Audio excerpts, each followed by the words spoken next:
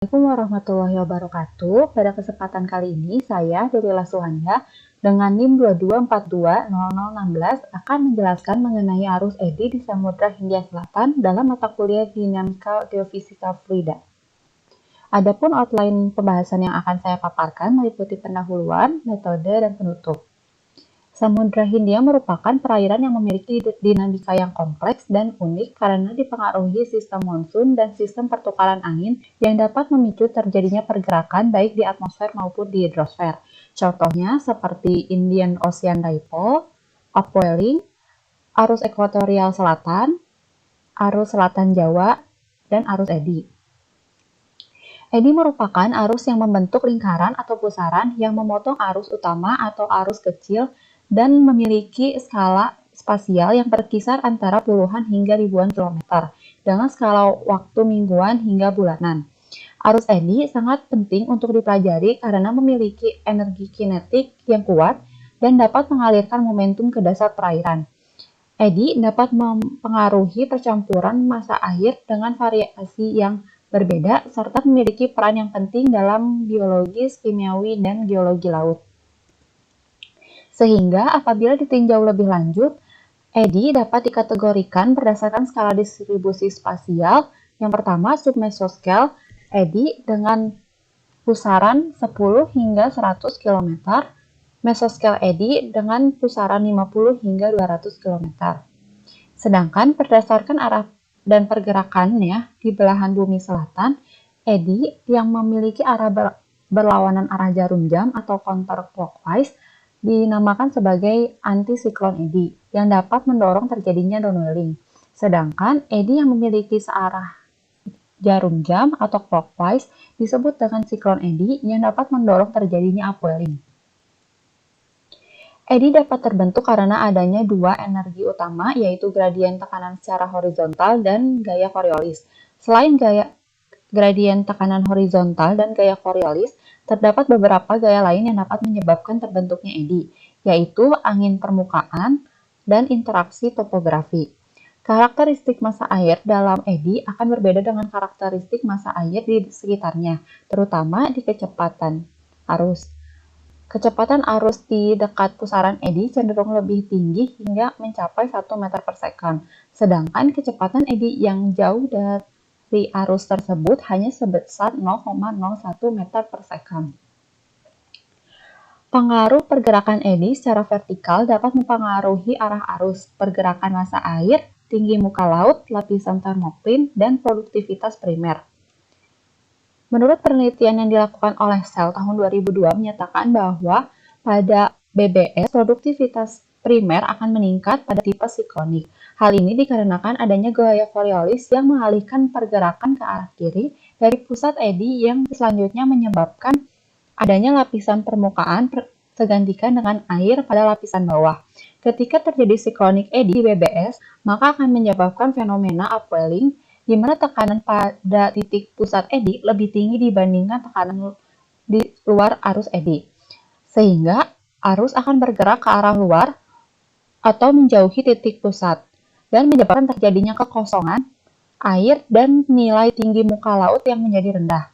Hal ini menyebabkan massa air di lapisan bawah bergerak ke permukaan.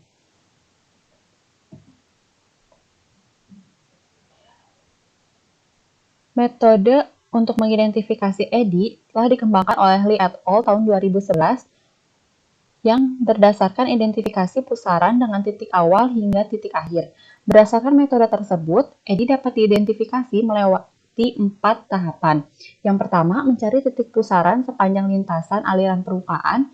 Yang kedua, melakukan kontrol pada titik overlapping untuk menghilangkan titik yang bukan termasuk eddy dan mencegah kehilangan titik internal eddy. Yang ketiga, menentukan jenis eddy dari pusaran, yaitu jalur aliran siklonik atau antisiklonik. Yang keempat, menentukan kelompok pusaran dari eddy samudra berdasarkan distribusi spasialnya. Persamaan yang digunakan untuk mengidentifikasi eddy untuk menentukan perpindahan vertikal merupakan persamaan hidrodinamika yang berbasis persamaan Navier-Stokes dengan pendekatan Boussinesq dan hidrostatik yang dituliskan sebagai quote. Persamaan pertama merupakan persamaan kontinuitas di mana dinyatakan dalam arah X, Y, dan Z Persamaan kedua merupakan persamaan Navier-Stokes secara horizontal dalam arah X. Persamaan ketiga merupakan persamaan Navier-Stokes secara horizontal arah Y, di mana suku pertama menjelaskan tentang perubahan kecepatan temporal, suku kedua hingga keempat merupakan keseimbangan transport afeksi, suku kelima merupakan gaya Coriolis untuk di ruas sebelah kiri. Sedangkan untuk di ruas sebelah kanan, suku pertama merupakan gradien tekanan, suku kedua hingga keempat merupakan distribusi turbulen, di mana U, V, dan W adalah kecepatan arus dalam arah X, Y, Z meter per second.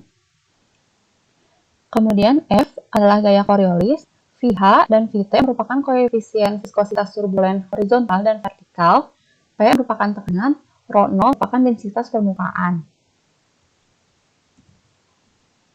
Selanjutnya, persamaan hidrostatik dinyatakan sebagai dou P per dou Z sama dengan min ρ dikalikan dengan gravitasi itu sendiri. Persamaan 5 merupakan kecepatan vertikal yang dihitung dari persamaan kontinuitas pada persamaan 1 dengan mengintegrasikan dari dasar sampai ke permukaan untuk menghitung nilai W sebagai berikut. Gerak fluida yang berrotasi akibat arus atau angin memiliki vortisitas relatif yang dinyatakan sebagai zeta, yang timbul akibat adanya rotasi bumi dan nilainya bergantung pada posisi lintak yang disebut dengan vortisitas planeter, atau besarnya dapat dinyatakan sebagai 2 omega sin pi. Nilai vortisitas akan mempengaruhi geraknya eddy. Apabila nilai vortisitas itu kurang dari 0, akan menghasilkan gerak searah jarum jam. Begitu juga sebaliknya, apabila nilai vortisitas lebih besar daripada 0, maka akan menghasilkan gerak berlawanan arah jarum jam. Selain itu, akibat adanya pergerakan arus eddy menimbulkan energi yang disebut dengan energi kinetik eddy, yang dapat diukur dengan persamaan energi kinetik eddy sama dengan setengah yang dikalikan dengan arus U atau zonal atau arah X yang dikuadratkan yang ditambah dengan arus V atau meridional atau arah Y yang telah dikuadratkan.